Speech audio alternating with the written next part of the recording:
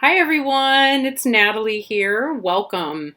So, especially welcome if you're new. So, I've had quite a few new subscribers of late, and this is how we roll around this channel. I like to know who people are. I enjoy getting to know my subscribers, and welcome. Couldn't be happier to have you here. So, welcome and thank you.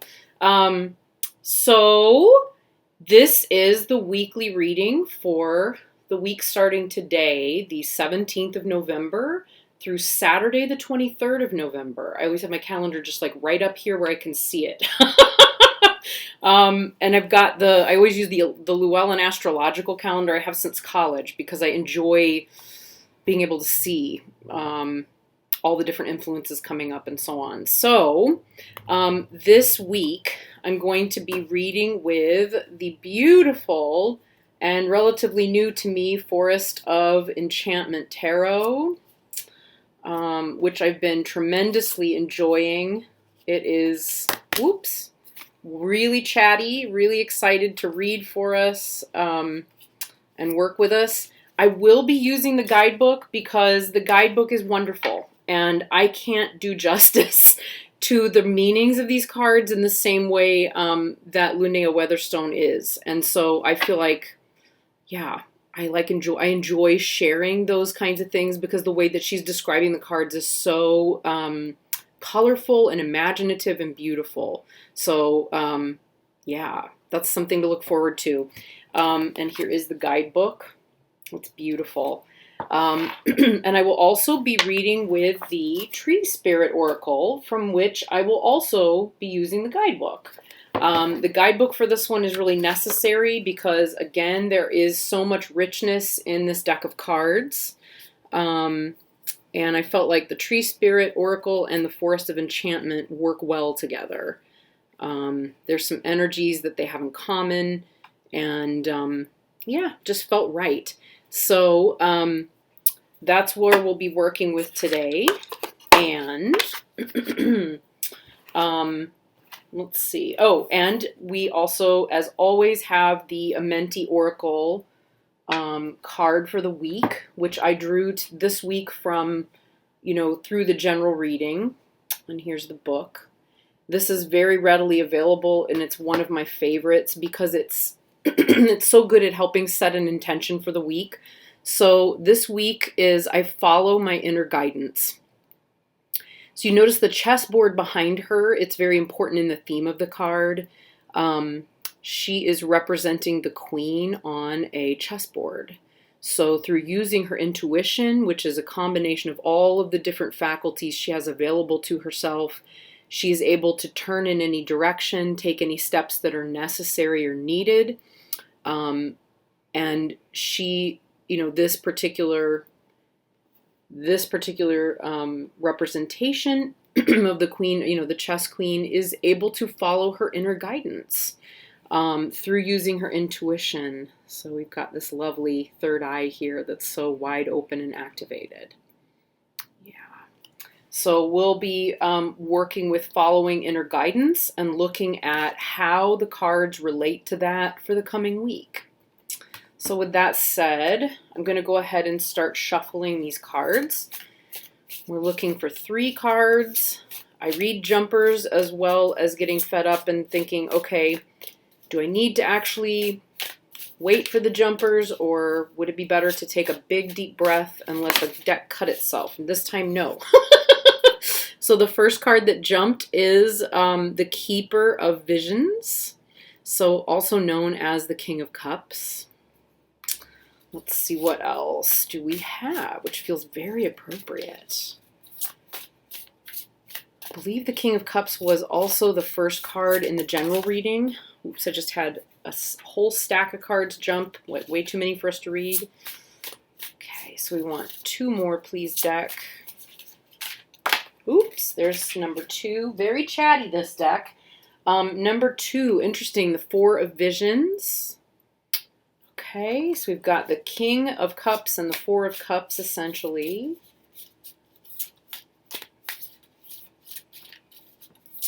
And deck, we need 1 more card, please.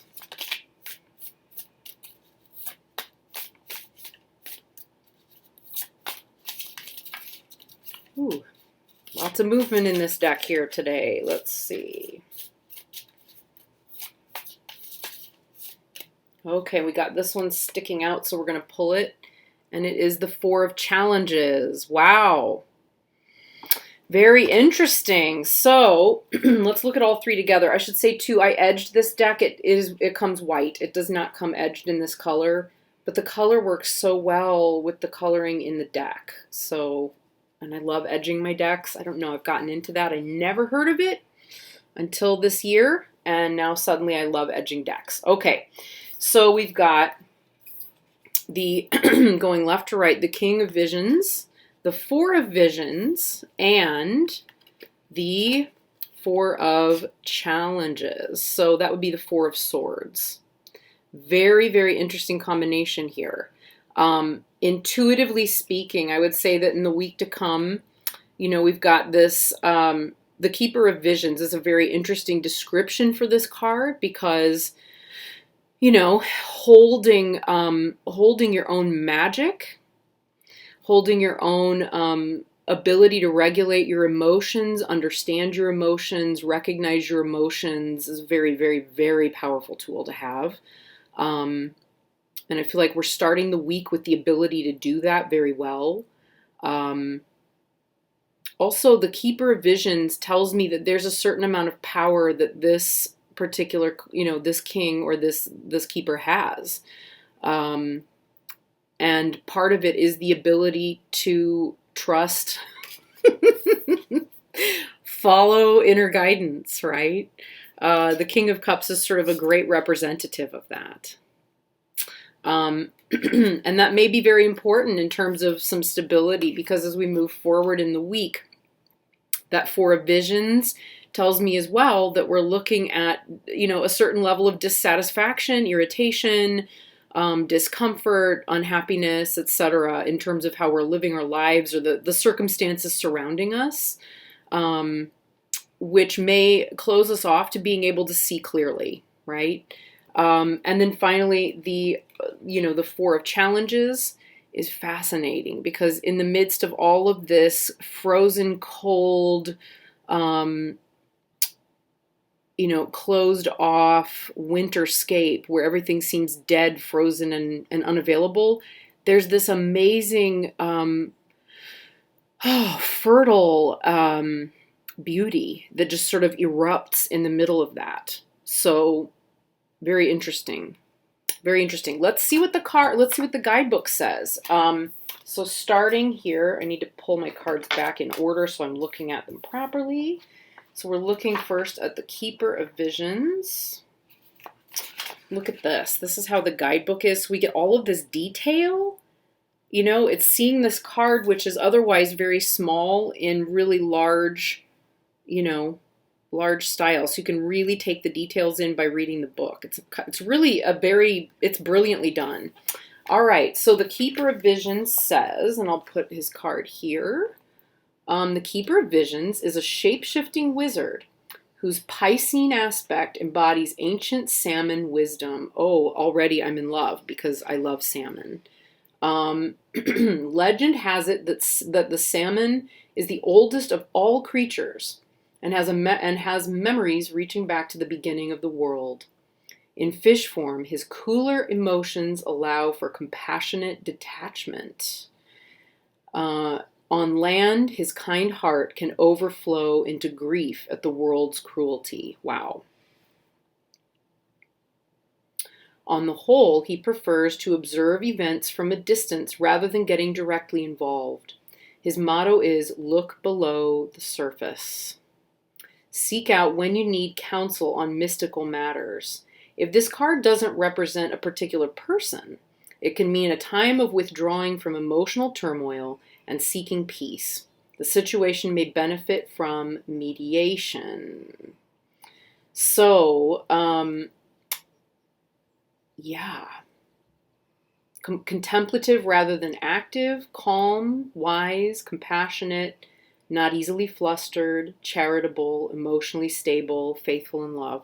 So the other darker aspects are too emotionally detached, neutral to a fault, avoids conflicts and confrontations, puts the hard emotional duties on others.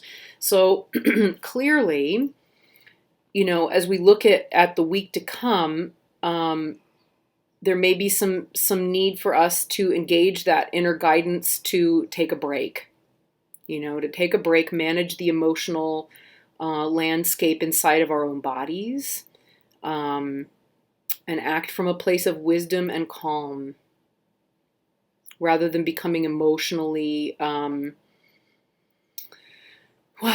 emotionally overwrought, overengaged, that sort of thing.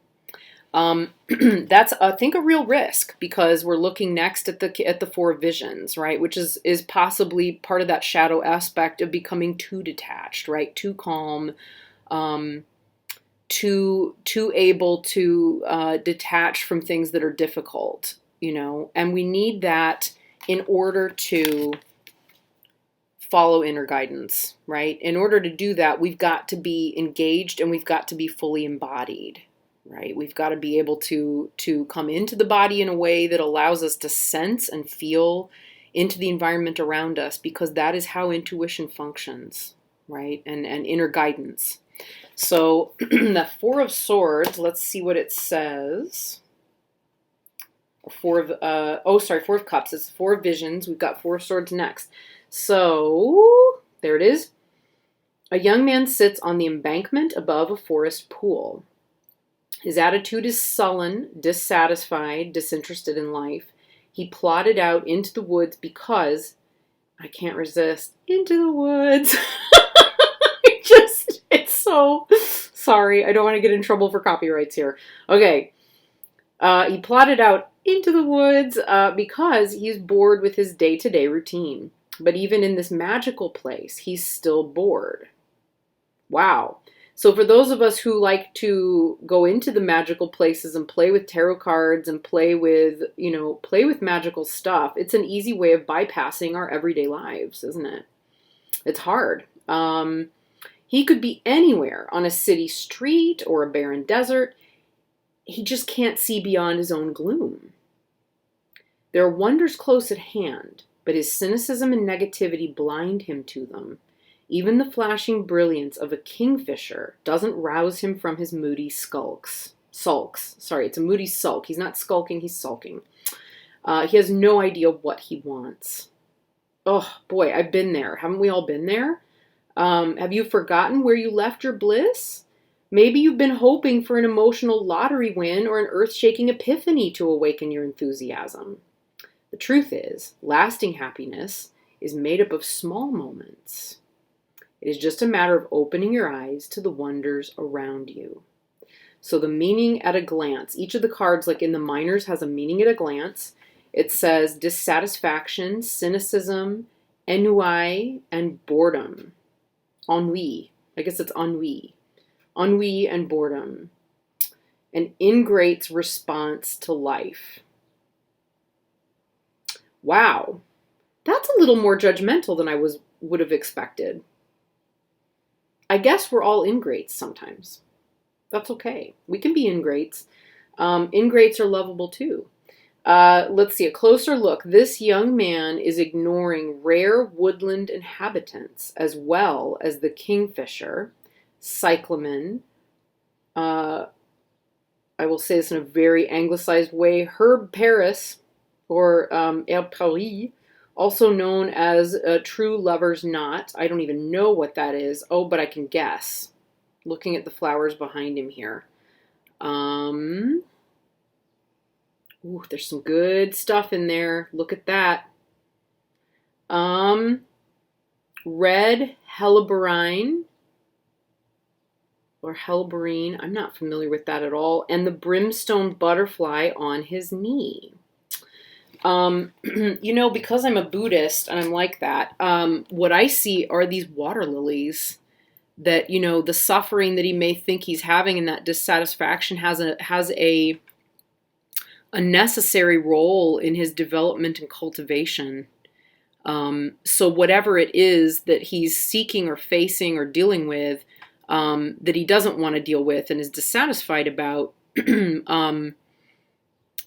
it is ultimately in service of his higher growth, and it's in service of our greater growth. It's hard to remember that sometimes when things suck, but it's the truth. We don't have a lotus without mud, and this is just the nature of being human. We go through phases where things are not the way we want them.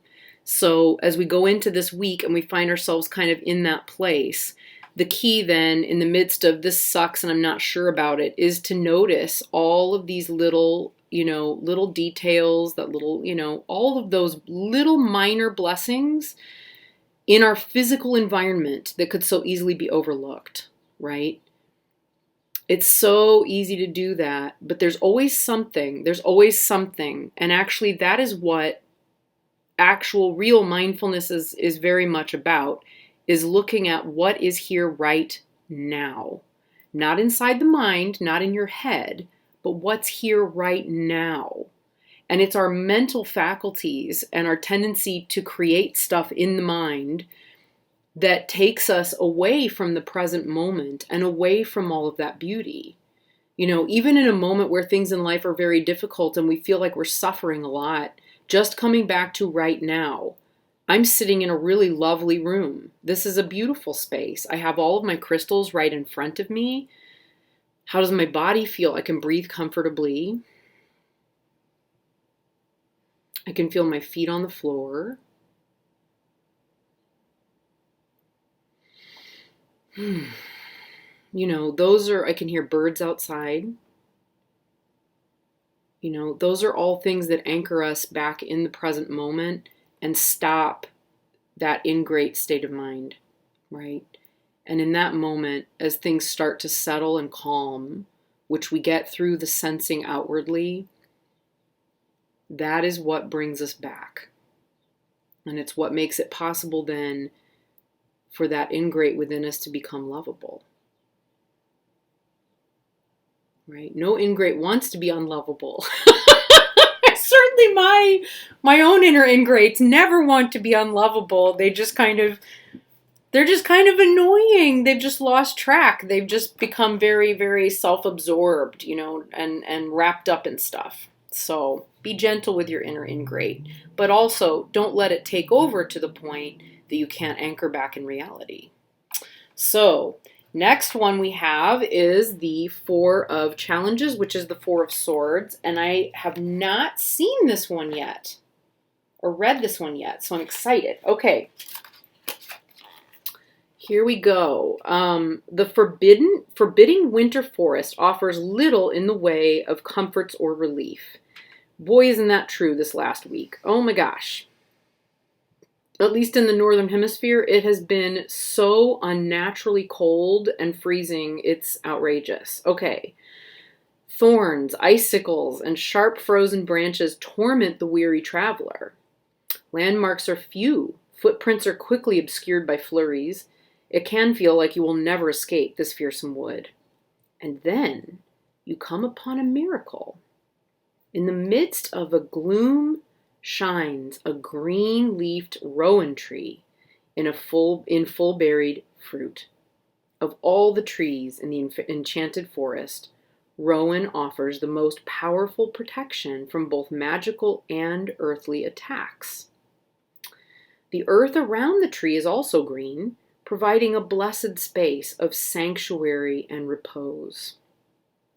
This card shows that there is an opportunity for you to find some peace, even if you still have challenges ahead, getting out of the winter wood for one. Determine what sanctuary would look and feel like, and then insist on availing yourself of it.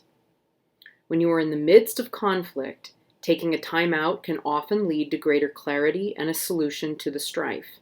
There is nothing to be gained by pursuing the problem right now. Wow.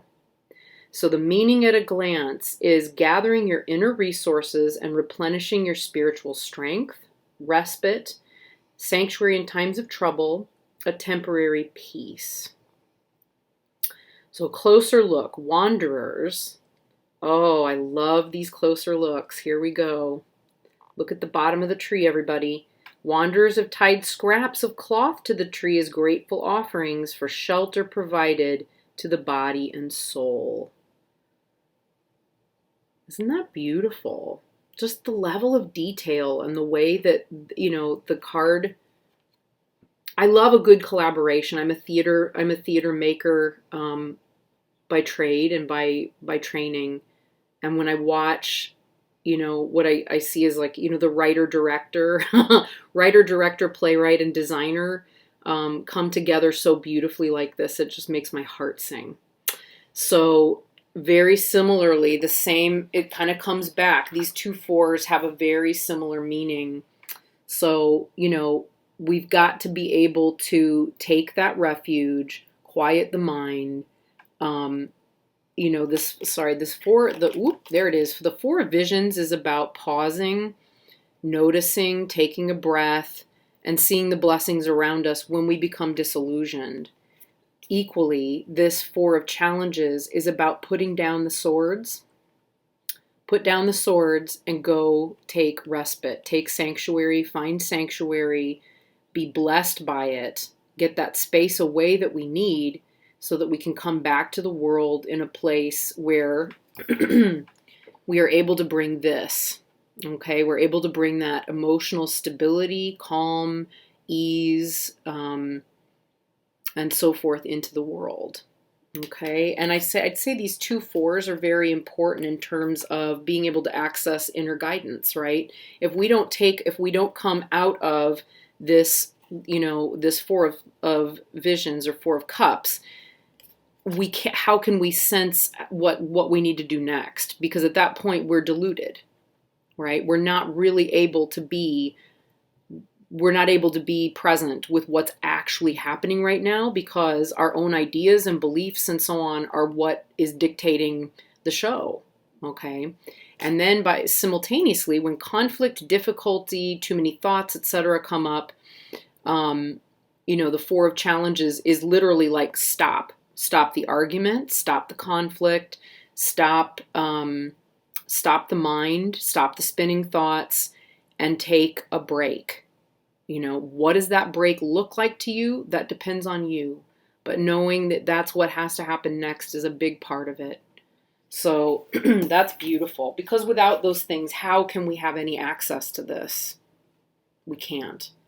And it would seem that that's going to be necessary in the coming week. So I'm just going to tell my Tree Spirit Oracle, who I love so much. I love this one. So we just want one card to shed further light on this situation.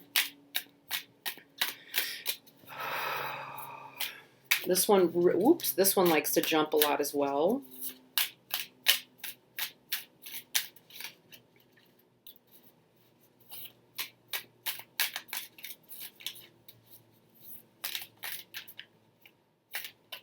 It occurs to me too, in the U.S., in the continental U.S., so for those of you over here, we're coming up to Thanksgiving, not this week, but next week. So as people start negotiating, I feel like that's kind of a big part of this, as people start negotiating things with families, right? About where are we going to go for Thanksgiving, who's bringing what, and it gets closer. That's the time when a lot of times this stuff starts to come to the surface. The arguments, the fights, etc.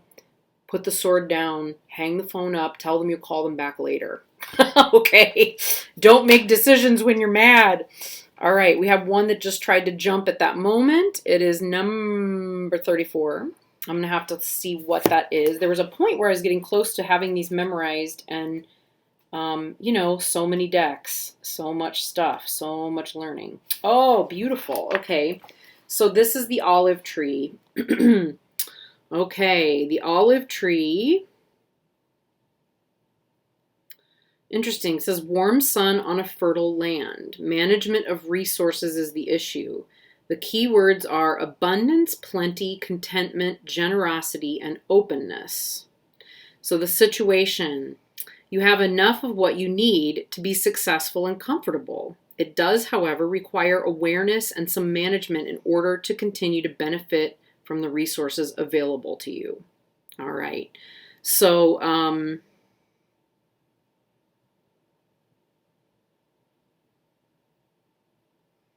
This is interesting because in the general reading, the pile that came up, the pile where the significator came up in the first operation was in the Pentacles pile. And it's interesting that now this reading wants to tell us about wealth and Pentacles. It's so funny. So what is it telling us in terms of guidance? It says wealth is not just the condition of having a lot of what you think you need. Wealth is a state of mind as much as an abundance of money or other valuable possessions. It's also a dynamic state. Resources are there to be used appropriately. A miser may actually be rich but fails to be wealthy because no advantage is taken of the riches. In contrast, those who are careless with their assets, even if, compared to those around them, they have extraordinary resources, can think of themselves as hard up because they're constantly wasting opportunities to make the most of what they have. Wow. So if we look at this Four of Challenges and this Four, this is all about the dissatisfaction, right, that comes from the Four of Visions. And a need, to put the sword, put stuff down, look at what you have, take a break. Take a break, come back into the body, come back into sensing so that you can see what's around you and take good advantage of that. I'm just going to scan this to see if there's anything else that we need to know.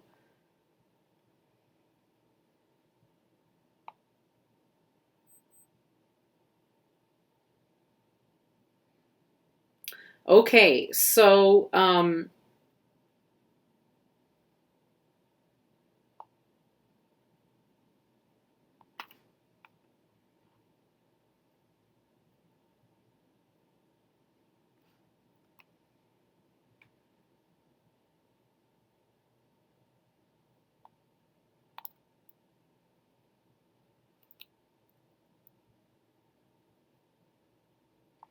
okay, so having looked at this a little bit more closely, the point of this olive tree is about using our resources wisely, right? So in terms of relating it then to wealth and to, the balance, keeping the balance of the Pentacles pile, what we're talking about here is finding a way to bring balance to our resources.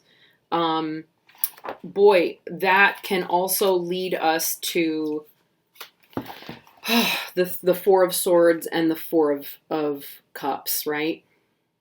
So easily. And he then says, consider if there are things you're holding on to that really need to be let go or exchanged for something else of greater use. And then he asks the questions, are you really making the best of what you have? If you feel dissatisfaction, which parts of your life do you need to free up? And which do you need to crystallize? And in order to be able to do that, what do we need? We need to follow our inner guidance. So yeah, taking that time this week to stay really, to stay balanced, right? Emotionally balanced, emotionally calm is going to mean noticing when we've become dissatisfied and we can't see the world around us clearly anymore. And then when we need to take a break, right? And seek refuge. So this one is about anchoring and seeing the world around you. Like literally come back to the present moment. What do you feel? What do you sense? What's here now, right? And then with this one, stop the conflict, whether it's with another person or whether it's inside the mind. Drop the swords, put the swords down, and take a break. Seek refuge. What do you need to do for self-care? Okay. Beautiful stuff, you guys. Oh my gosh, I'm so excited. This was a really good read. This is a great reading. And now that it's finished, I'll actually be able to reflect on it myself too, which is something I like to do. So have a beautiful week, everybody. It's always such a joy to share and read with you and read for you. Have a beautiful week, and I will see you again soon. All right. Bye.